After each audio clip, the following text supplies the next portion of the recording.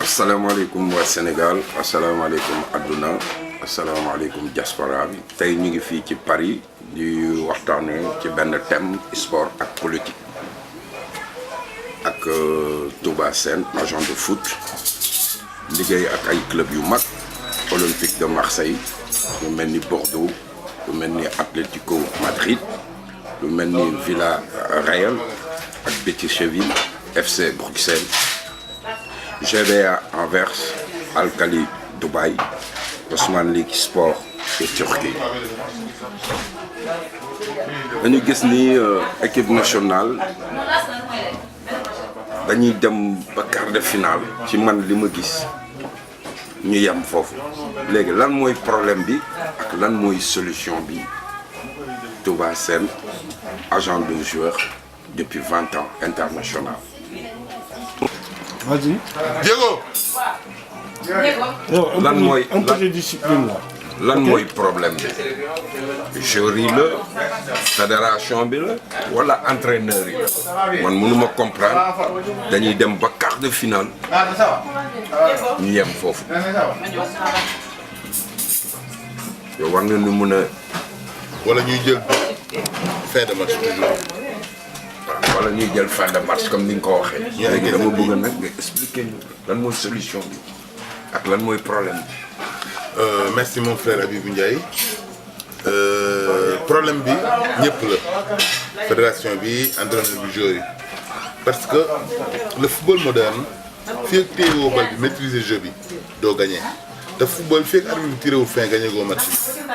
bi ñu ngi jël ay but ay 85e minute 86e minute loolu mën na ñàkk loolu li ko waral mooy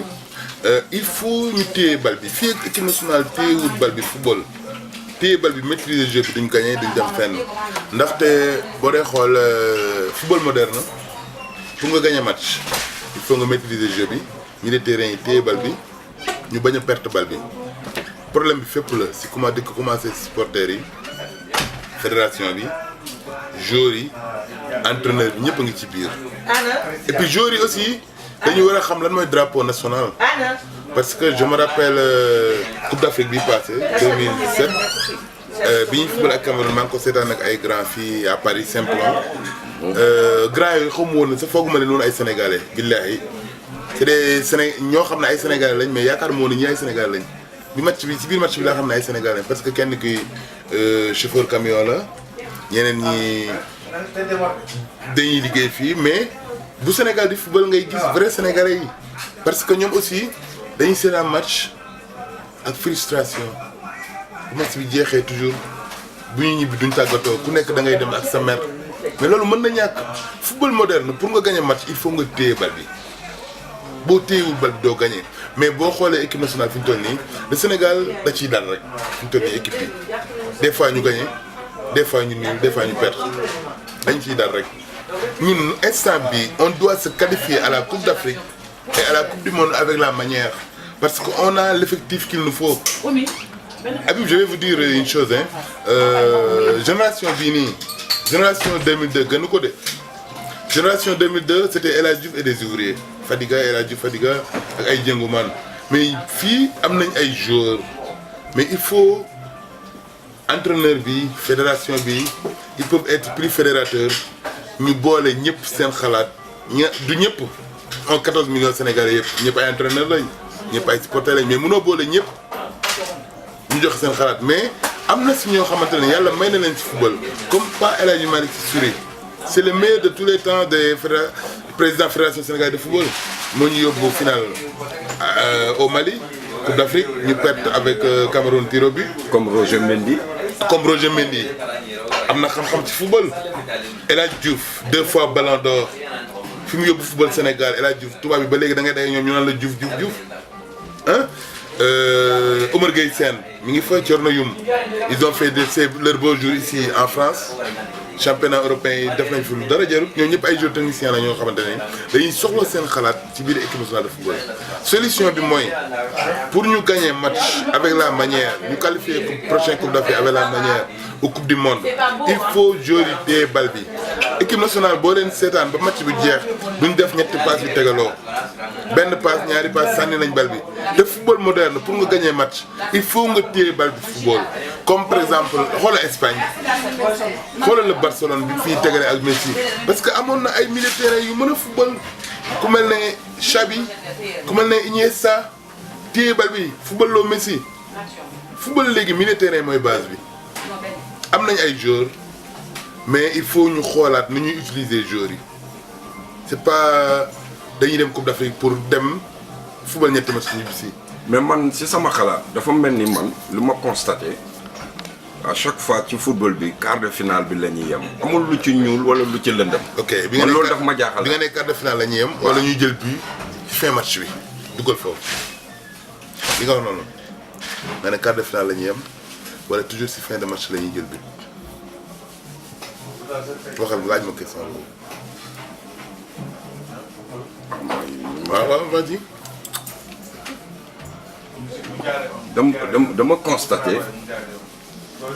dama constaté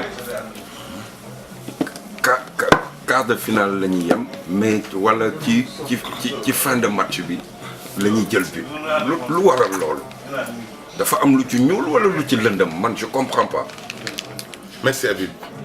loolu toujours depuis des années même Sénégal 92 noonu la ñuy éliminé. wala dañuy xeexante seen biir wala dafa am ay xarfa xuufa yi ñu ciy def je comprends pas ci sama xel bu gàtt. waaw yooyu yëpp mën na nekk mais xarfa foofu man gëmuma ko. d'accord waaw man parce que si football bi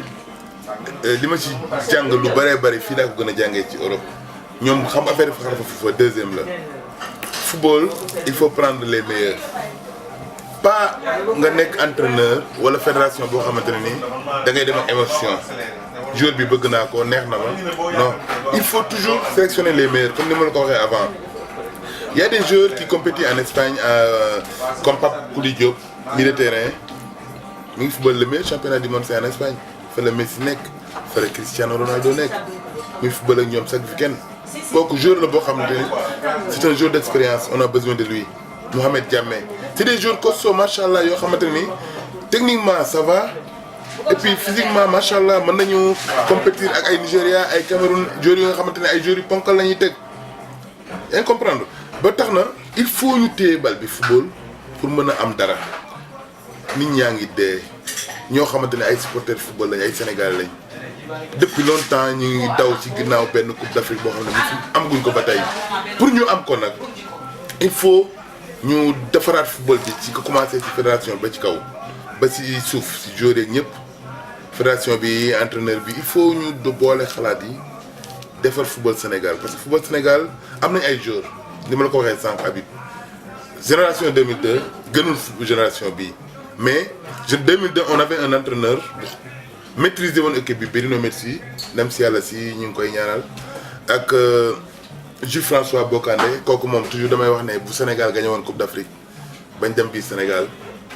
ak Coupe d'Afrique bu ñu ko wanee foofu ba pare. dañuy dem Casamance si tombom SMA yi ñu yóbbu ko ku mel ne Ablaye Diaw journaliste la boo xamante ni il a beaucoup fait pour le football sénégalais ak ñeneen ay supporters dem si yàlla Youssou Touré ak ñeneen ñoo xamante ne ni ils ont beaucoup fait pour le football sénégalais ba tax na ñooñu war nañoo tax joueurs yi aussi maa ngi leen di waxal ku si ñëw équipe nationale ñu convoqué la parce que daa ko fait football mais dañ la wóolu moo tax ñu jox la confiance sélectionneur woo la boo ñëwee na nga xam ne drapeau Sénégal nga sol. nga muyee le maillot national nga dem ba jeex parce que 2002 benn esprit lañu amoon mooy dem ba jeex moo ñu yóbbu ba quart de finale Turquie éliminé ñu yaa ngi dégg léegi dernier but yu ñuy jël ci fin match bi loolu problème de tactique la parce que équipe boo dugalee war ngaa xool entraîneur bi joxe xam-xamam changé ba nga xam yow nooy def ba doo encaisser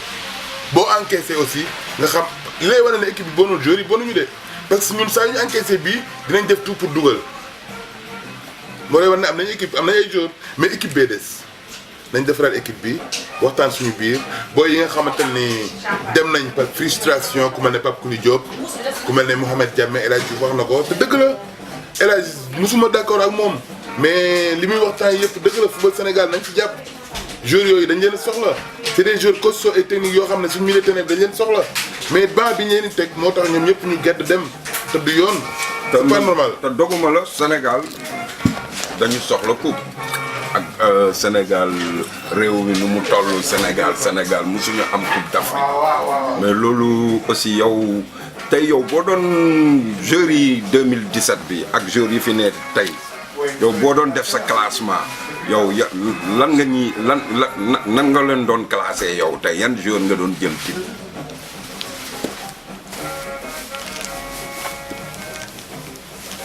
Merci beaucoup Habib mon frère man duma entraîneur mais mën naa jox sama xalaat. wutuma buzz c'est sa xalaat quoi. voilà c'est sa xalaat. ma lay laaj. wutuma buzz maa ngi sant yàlla man sama xalaat mën naa ko jarul ma koy joxe fii. non gis naa sa CV gis naa sa CV ak fi nga jaar yëpp. sama xalaat mooy équipe bi il faut ci kanaaw ci gannaaw parce que boo dee xool koro contre Burkina Faso deuxième bi égalisation burkinabé yi kooku mënoon na ñàkk 85e minute mënoon na ñàkk yaa ngi dégg sama xalaat mooy am nañ défense Kara Mbodj Koulibaly baax na Lamine Ludovic Sané bu Bordeaux je me rappelle ku baax booy bu baax bi ma nekkee Bordeaux indi fa ay joueurs ñi def ay test instant boobu signé na contrat pro mais mi ngi woon si équipe réserve bi moom ak ñoom Ali Seyvé Pape Gueye booy Pape Gueye maa ngi leen nuyu ñoom ñëpp booy yu baax Lamine ñoo doon ànd bu entraînement jeexee si atoom Le Haya hôtel Ibis bi ma Bordeaux dalaloon ñoo doon ànd di dem di ñibbi parce que boobu signé na contrat pro Bordeaux mais Bordeaux joxaguñ ko kër boo defee axe central ak libéro Kara Mbodj maa ngi koy nuyu de passage bi mu jëlee championnat Belgique en 2017 il m'a invité chez lui à Bruxelles merci Kara jërëjëf mon frère. Kalidou Koulibaly c'est un bon joueur am na niveau bu dem ba Maradona di sol mayom Kalidou baax na latéral droite on a Lamine Ludovic Sané booy boobu c'est un joueur offensif latéral gauche y avait Pape Ndiaye Souaré mais mi ngi blessé ñu xool ku ñu fa teg milieu terrain nga jël Pape Kouli Diop Mohamed Diamé milieu offensif nga jël Cheikh Ndoye bi ne woon Angers te dem Angleterre flanc yi nga teg Diao Baldé Keita Sadio Mané ci kaw nga samp Moussa Sow parce que loolu dina équilibré di nga am défense boo xamante ne ay costaud lañ parce que ñun base bit yu ñuy jël yëpp dernier match fin match bi ay bit la yoo xamante ne nii ay balle arrêt la dañuy dégager suñu défenseurs yi wala suñu militaires dañuy gàtt duñ tam mbëkk yu ñàkk fayda la ñuy jëlee ay bit mais boo defee classement bi deuxième mi-temps Idrissa Gueye ñëw Cheikh Kouyaté ñëw Ismaïla Sarr baax na c'est un bon joueur maa ngi koy félicité ak nouveau contrat bi mu am ren Pape Alioune Ndiaye bu Turquie baax na Moussa Konaté au Havre match boobu ñu daje woon avec Ghana match amical bi il a marqué un super but si buntu surface bi yooyu ñëpp mais il faut nga xam noo leen di utiliser équipe am nañ ay joueurs mais amaguñu équipe mooy ñoo xamante ne ni def nañ bloc derrière l'entraîneur bu ñuy dem di football yi supporters yi sax seen xel day dal. mais si sama xalaat équipe nationale bi nii war nañ leen maintenir parce que gis naa ni booy xarañ lañu. waaw macha allah am nañ ay ci classement bi la aussi. waaw man je dis que ne am nañ ay joueurs mais utilisation bi la ni ñu leen di utiliser parce que yaa ngi may laaj léegi naa ma la may problème. jëm naa temps yi fekk la Gouyen Makele la nekkee. vas-y. dama mais équipe bi aussi bu weesoo entraîneur bi ak joueur yi bu weesoo entraîneur yi ak joueur bi si li ma constaté ak li may dégg ci réew mi waxuma li ñu dégg rek mooy am mais dafa mel ni dañu ne Sénégal dañuy xëccoo équipe bi dafa mel ni tey ku mel ni Sadio Mané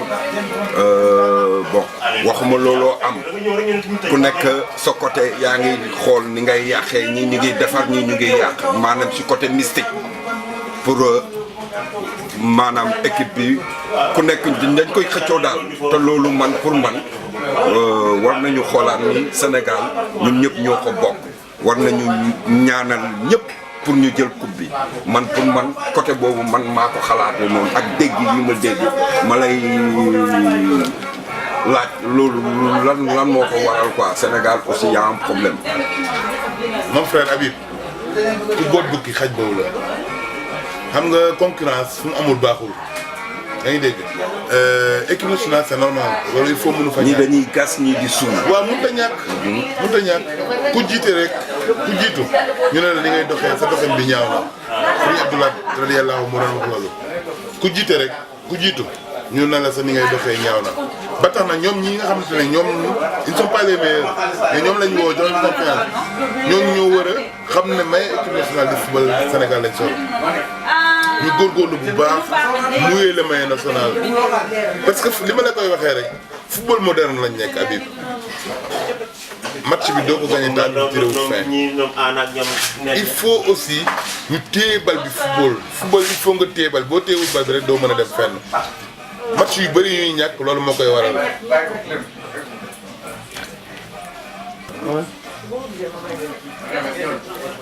donc ni ma la gisee nii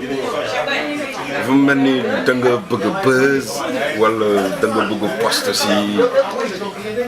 ci fédération bi wala da nga am ambition. Buzz Habib buzz du ma def Europe depuis 15 ans ma nekk ci football bi ba tey may bëgg buzz c'est pas buzz je suis sénégalais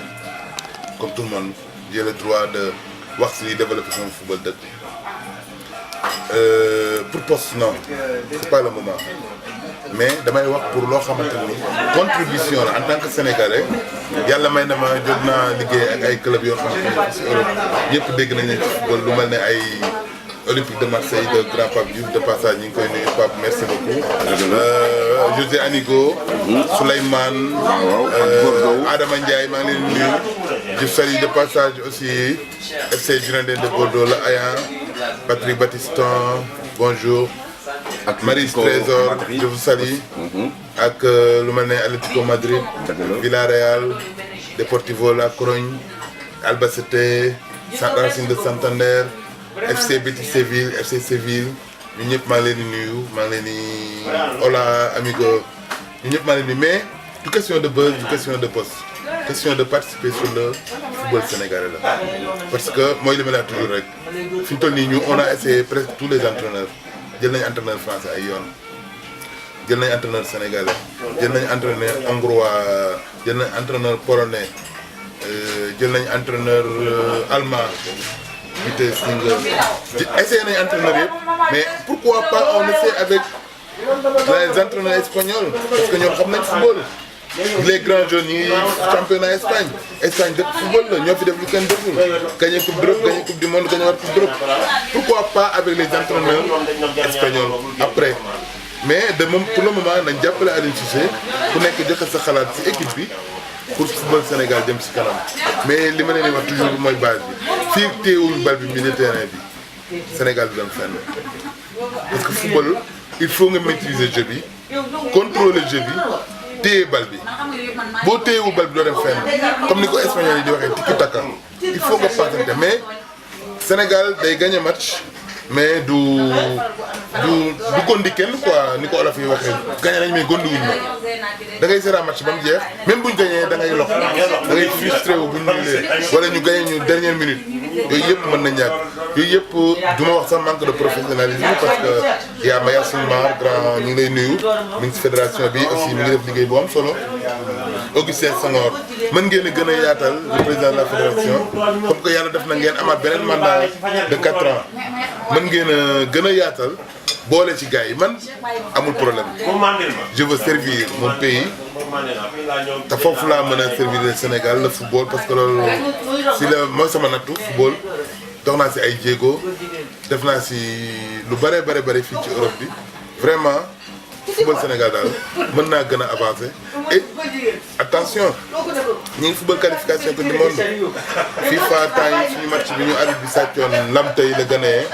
en Afrique du Sud FIFA nee na dañuy rejouer match boobu alhamdulilah kon donc on a des chances pour se qualifier à la prochaine coupe du monde en Russie donc on peut se qualifier avec la manière gagner suñuy match yëpp ak football boo xamante ni public bi seetaan supporters yi nekk si ginnaaw équipe bi bu match bi jeexee dañuy kontaan bu ñuy seetaan match bi parce que Sénégal fi ñu toll nii équipe bi Habib duma la ko nëbb ku amee cardiaque di seetaan équipe bi léegi nga dee parce que ay bit yu ñàkk fayda la ñuy jël loolu mën na ñàkk te jure hein mais toujours il y a la solution nañ gën a yaatal fédéré boole gars yi ku nekk joxe sa xalaat Roger Mendy mi ngi fa soxla nañ expérience am Thierno Youm mi ngi fa sama xarit Roger Mendy Omar Gueye Sène mi ngi fa soxla nañ expérience yaa ngi wax Fadiga yaa ngi wax ñu am Amdi Moustapha Faye Alassane Ndour Roxo ñoom ñëpp soxla nañ seen xalaat yaa ngi wax Roxo ah ma jël benn kii mu xool waaw Touba Sène agent de foot depuis 15 ans li nga wax yëpp rafet na Vous allez bien? ça va Amaro Bien. Touba Sène agent de foot depuis 15 ans li nga wax yëpp rafet na dégg nañu sa waxtaan waaw yow ku bëgg a contribuer nga ci sa réew ci sport bi bon li nga wax rafet na maa ngi koy rafetlu man personnellement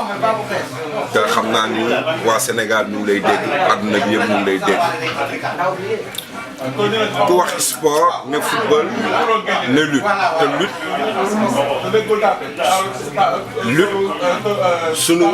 maanaam bëre suñu cosaan la ku wax football di nga wax lutte suñu sport national la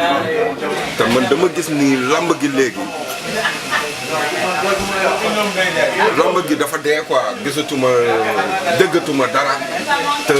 dafa bokk loo xam ne facteur de développement la voilà man loolu laa bëgg aussi nga wax ni lan moo ci sax xalaat lan mooy problème bi aussi ak lan mooy solution yi comme loolu mooy suñu thème tey sport foot lutte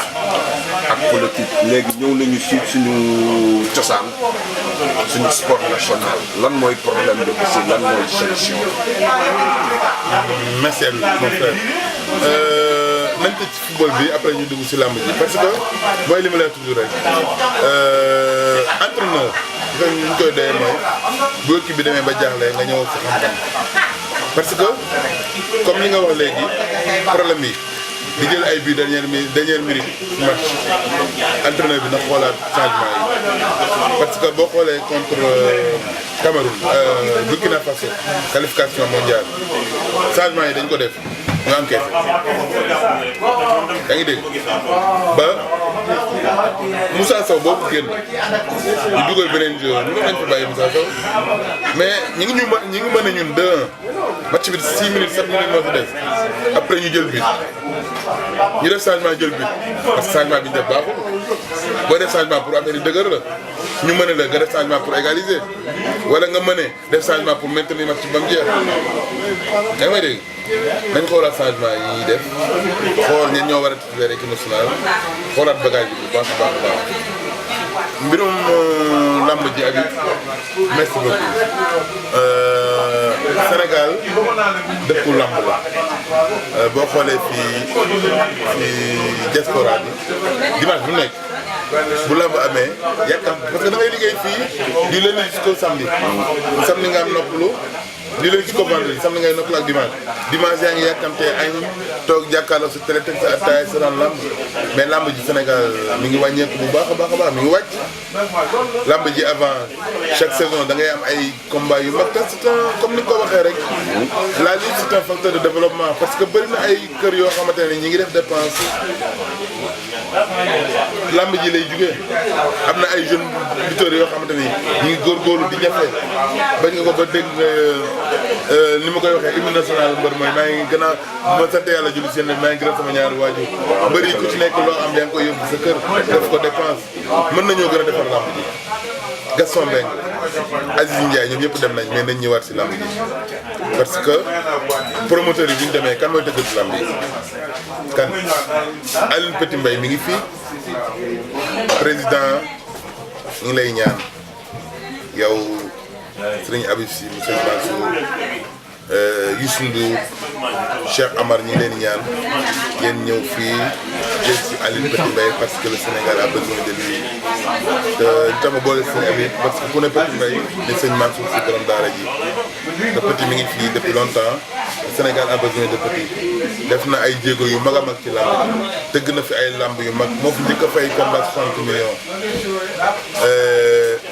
nañ ko jàppale njabootam mi ngi Sénégal mi ngi Paris indi ko Sénégal maa ngi koy ñaan le président de la République Macky Sall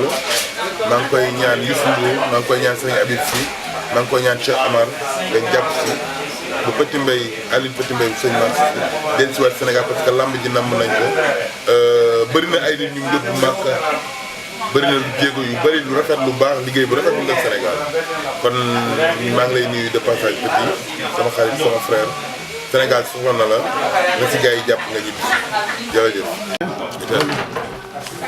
démarrer parce que batterie bi moom. waaw président mi ngi defar arène nationale te man dama gis ni ba léegi lamb gi c'est mort waaw yuñ fi jotoon programme yëpp bon ndogal moo am affaire yi calme te loolu comme ni ma la ko waxee woon dafa bokk ci facteur de développement suñu réew parce que lamb suñu cosaan la suñu sport la c'est un travail waaw gagne-pain la bëri ñu ngi nii toog nañu xam nga saison yu nul c'est pas normal ñun sax dañu dem ba après xam nga soxla nañ ko quoi àdduna sax moo ko soxla suñu sport la c'est un travail c'est un sport ça fait partie des sports et puis voilà léegi loolu lan mooy encore solution bi quoi. merci Habib mon frère xam nga ni ma la koy waxee rek affaire bi ci kaw lamb ji président c'est vrai mi ngi def arène nationale mais bu defaree arène nationale ba pare amul promoteur fu dëgg lamb yi mooy dëgg lamb yi combat yu mag yi ñu fi programme woon yëpp benn taxawu ko ci kon on a besoin de ces promoteurs yu tëye dëgg lamb yi xam nga boo dee xool ni mu ko waxee rek facteur de développement la am na si ñoo xamante ne ñoom ñu dépensé lamb yi te dem si mbëri rek de mbëri accompagnateurs yi griots yi woykat yi journalistes yi sponsors yi ñëpp dañuy xam nga moo tax na lamb ji il faut ñu jàpp si taxawal ko parce que je me rappelle am na benn année ma dem Bruxelles yàggul seeti Grand Boy ñuy waxtaan dimanche bëri ba ñëw nii jox di waxtaan lamb am mu ne ma yëg naa ne si daan lamb yi mu leeral ni comme Sénégal footballeurs yi professionnels yi sax dañoo bëgg lamb ñun ñëpp bëgg lamb immigré yi diaspora bi ña nekk Sénégal moom waxatuma leen am na da ngay gis combat yu am di dégg parce que foofu la ñu toll la kon boog nañ ñaan yàlla defaraat lépp Sénégal yaa ngi dégg parce que Sénégal benn bopp la il faut ñu jàppalante fexe ba lépp jugaat lamb ji mi ngi suuf mi ngi daanu ren amuñu benn grand combat te arène nationale bi bientôt mu pare président de la République Macky Sall mi ngi koy defar nañ ñaan yàlla promoteur yi dellusiwaat sponsor yi surtout ñëwaat pour lamb ji mën a avancer mën a développer merci. Touba Sène bu ñu jógee ci sport donc dañu ne woon thème bi sport la ak politique bu ñu jógee ci sport ci football bi ak lamb gi dañuy ñëw ci politique bi parce que jamono ñu toll nii Sénégal gars yi ñu ngi yóbbu ñu ngi mbaw man comprendre ma man mii di la laaj léegi lan mooy problème bi jamono ñu toll nii politique bi gouvernement Macky Sall ak lan mooy solution yi. merci beaucoup mon frère Habib politique Sénégal fi mu toll nii nii affaire yi teg na problème bi c'est le président Macky Sall solution bi aussi c'est le président Macky Sall affaire yi teg na mais moom dong moom moo mën a teg ci buum gi tuuti yaatal géew bi nit ñëpp def suñu gaal parce que suñu gaal la ñu wax Sénégal président Macky Sall ku toog na liggéey yaa ngi wax lu la neex mais nañu ko jàppale waxtaan ak moom mu xaw a yombal mbir mi parce que Sénégal fi mu toll nii nit ñi reetaanuñu frustration bi bëri na affaire yi metti na dëkk bi amul xaalis boo waxee dëkk bi amul xaalis am na ñoo xamante ne nii ñu ngi sant yàlla namuñu dara mais am na ñoo xamante ni sonn nañ dëkk ba fi mu toll nii mbënn bi ñu ngi période nawet lañ ne président ñi ngi lay ñaan ngir yàlla ak yeneen bi son excellence Macky Sall solution bi yëpp yow dong la muy lan ñu ngi lay ñaan nga libéré ñu Khalifa Sall le maire de Dakar Khalifa Ababacar Sall président ñu ngi lay ñaan aussi nga fexe waxtaan ak sa papa son excellence le président Abdoulaye Wade parce que solution bi il faut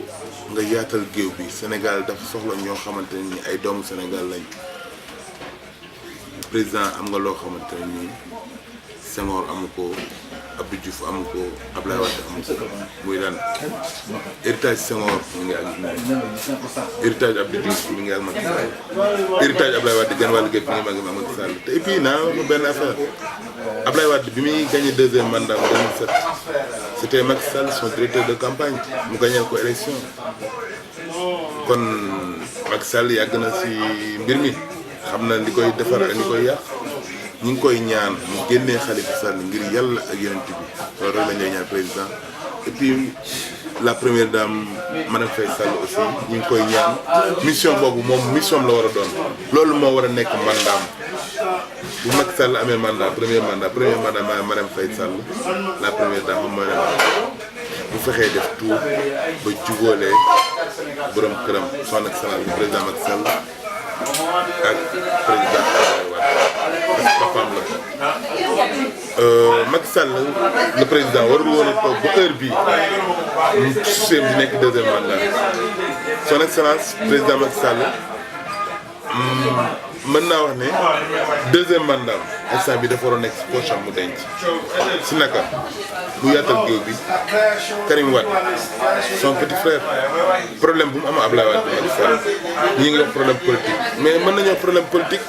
mën nañoo aussi problème familial parce que moom Karim ñoo bokk bàyyi Abdoulaye Wade ma seen papa ay dégg Karim Wade mi ngi Qatar lu mu fay def on Sénégal a besoin de ses enfants Sénégal a besoin de Karim Wade le Sénégal a besoin de Idriss Seck le Sénégal a besoin de Cheikh Tidiane Gadio ñaata conflit la fi Abdoulaye Wade lijjanti Cheikh Tidiane Gadio moo ko dox lijjanti ba lépp normal muy Madagascar Mauritanie extra le Sénégal a besoin de Abdoulaye Baldé le Sénégal a besoin de Khalifa Sall le Sénégal a besoin de Aline Petit Mbaye mi ngi France le Sénégal a besoin de ses enfants président ñi ngi lay ñaan ci kattanu yàlla nga def tout ba yaatal géew bi sa deuxième mandat c'est fort possible mais lépp mi ngi def ci say loxo ak nga juboo ak sa papa Ablaye président Ablaye Wade loolu mooy solution bi Sénégal boo amee jàmm rek ñëpp am jàmm bunt yi ubbeeku te mu ubbi bunt yi parce que ñu bëri comme ni Ablaye Wade defoon mu toogee parce que mën naa ne kenn du ne Ablaye Wade liggéeyul Sénégal mënut a nekk parce que boo dee xool defar na yoon yi tabax na fi ay université aéroport bi bientôt Blaise Diagne c'est au mois de décembre kan moo ko def Ablaye Wade grand théâtre bi ñuy bëggee ku fa def Ablaye Wade autoroute à péage da nga doon def Patte d'Oie Diamniadio da nga ko doon def 6 heures de temps léegi Patte d'Oie Diamniadio da nga koy def 30 minutes Kaolack Tamba ça fait 260 kilomètres da nga ko doon def 6 heures de temps 7 heures de temps léegi da nga koy def 2 heures et demie yooyu yëpp Ablaye Wade la ku wax liggéeyu Sénégal mën nga ko bañ parce que bokk leen idéologie politique mais Ablaye Wade ku ne bëggul Sénégal da ngay wax loolu neex ku ne deful dara Sénégal aussi da ngay wax loolu neex te moom moo xàll yoon wi ba Macky Sall ñëw di continuer di liggéey kon boog ñu ngi koy ñaan mu juboo ak papaam waxtaan ak papaam loolu mooy jàmm Sénégal mooy intérêt Sénégal. merci beaucoup mon frère Habib maa ngi lay nuyu di la ziar football Sénégal mën naa wax ne fi ñu toll nii luy yomba defar la parce que li ma gis mooy fédération bi ak direction technique bi. mën nañ gën a nekk mën nañ gën a fédérateur quoi ñu yaatal géew bi parce que ñu ñëpp man ci football Espagne la ma ñëpp xamee ba 2007 daa commencé ñëw France jël sama auto def si ñetti footballeur amoon rendez-vous ak Marseille ak Montpellier ak Fréjus Amdi Faye jaar na foofu ak je crois Alassane Ndour football Sénégal yomb na defar ndaxte match yu bëri ñuy ñàkk comme par exemple suñu match bi ñu Cameroun éliminé Coupe d'Afrique quart de finale problème de tactique moo nekkoon suñu problème ndax football moderne léegi militaire moo koy gagné parce que boo xoolee football nañ 15 minutes 20 minutes Cameroun ñi ngi seen biir surface ñemewuñ ñëw léegi entraîneur bi moo war a joxe xalaatam foofu la ñuy soxla entraîneur bu équipe bi nekkee si ay difficultés entraîneur bi moo waroon a joxe beneen tactique de jeu mu football à 3 défenseurs yokk milieu de terrain wala attaquant parce que la meilleure façon de se défendre c'est d'attaquer te football léegi milieu de terrain yi sax dañu war a mën a football bokkul ak football bu njëkk ba nga xamante ne ay jëngumaan ngay am mais léegi football bi boo xoolee Espagne at yi si ginnaaw mu gagné fi coupe d'Europe gagné coupe du monde gagné waat coupe d'Europe parce que milieu de terrain yu mën a football y avait Xavi y avait Iniesta Busquets tu comprends na football moderne ñëpp dañu war a mën a football ba téye bal bi parce que football boo téyewul bal bi doo maîtriser match bi il faut milieu de terrain yi mën a football yu oo xamante ni boo leen joxee bal duñ ko sànni yaa ngi dégg ñu téye bal bi football parce que match li la koy gagneel mooy nga téye bal bi tiki taka le football moderne mooy ñëpp dañu war supporters yi nekk si team sax dañoo war a mën a football yaa ngi dégg ba tax na match boobu ñàkk bi ñu ko ñàkk c'était un problème tactique mënoon nañu xoolaat Cameroun ñëwut ñun ñu dem ak lan jëngu bàyyi 3 défenseurs ci ginnaaw duy milieu de terrain bi attaque bi jéem a leen a dugal loolu moo nekkoon solution bi mais comme que yàlla def na foofu la yàlla tuddoon ne fa la ñuy yem parce que football un match ne se gagne jamais avant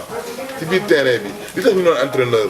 11 personnes équipe mën nañu bokk football ku nekk xam nga li sa warugar mais li tax ñu doon entraîneur mooy bu équipe bi demee ba toll ci ay jafe-jafe entraîneur bi joxe xalaatam changé def changement mais fi toll nii boo xoolee suñu dernier match bi ñu ñàkk qualification coupe du monde il y a 2 semaines avec Burkina Faso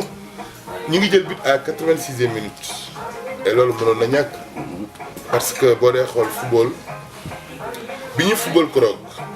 dem ba fin match bi ñu génne attaquant loolu mën na ñàkk parce que football moderne léegi 9 dafa am importance ci équipe parce que mooy téye bal bi ci kaw boo xoolee Habib dañu def changement génne Moussa Sow si lañ jëlee but bi parce que bal bi amatul koo téye ci kaw ba pare suñu milieu terrain yi des na ngeen waxante dëgg Sénégal équipe bi instant bi mi ngi am ay boy yu bàyyi frustration yi bëri na Pape Kouli Diop nee na bàyyi na sélection Mohamed Diamé ñun ñëpp on a besoin de parce que c'est des joueurs costauds macha allah yoo xamante ne ni dinañ leen soxla parce que football Afrique ak football Europe bokkul Afrique ici c'est le technique là-bas en Afrique c'est le physique et le technique aussi il faut nga jël joueurs yu costauds yu am doole yoo xamante ne ni boo dajee équipe mel ne Cameroun wala Nigéria physiquement dinañ mën a jéngoonte ak moom mais boo jëlee milieu terrain bi nga def ay joueurs yoo xamante ne ni man ak ñoom a yem xam nga dañu tuuti dañ leen di mbëkk dem seen yoon yaa ngi dégg ba tax na mën nañu gën a nekk un peu fédérateur ku mel ne par exemple Roger Mendy ku mel ne Omar Gueye Sène Thierno Youm ñi ngi Sénégal ñi ngi foofu mën nañ leen a intégré El Hadj Diouf Amdi Moustapha Faye Fadiga ñu ñëpp seen xam-xam dañ koy soxla ci équipe nationale ba tax na c'est fort bien possible ñu qualifier coupe du monde ak coupe d'Afrique mën na nekk mais il faut ñu boole xalaat yi defaraat suñu gaal defaraat suñu équipe bi pour ñu mën a dem ci kanam